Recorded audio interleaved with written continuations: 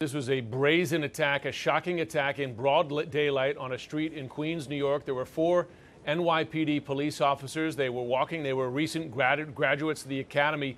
Someone asked them to stop to take a photograph. They stopped, and this is when this man who you've seen in that video came up and attacked them. The police do not believe that the person who asked them to stop to take that photograph involved in any way. In fact, he's been cooperating with them. But as you can see in that video, then he came up swinging that axe as he did. He managed to hit one of the policemen in his arm, the other one, unfortunately, in his head. And it's that police officer who's now in critical condition.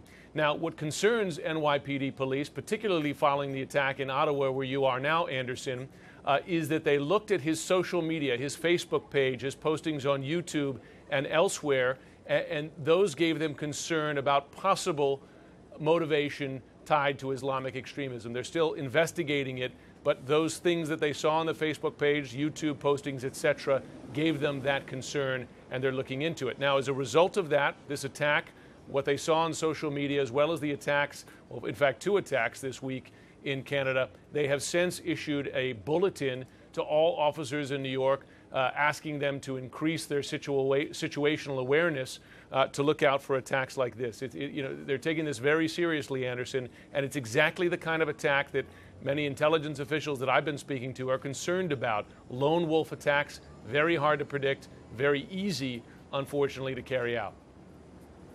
Yeah, I mean, we've been talking about the threat of this for quite a while now. I mean, and again, it's early hours, so there's probably a lot we do not know, and I just want to emphasize that. But does this guy have a record at all? I mean, I know you've talked a little bit about his social media profile.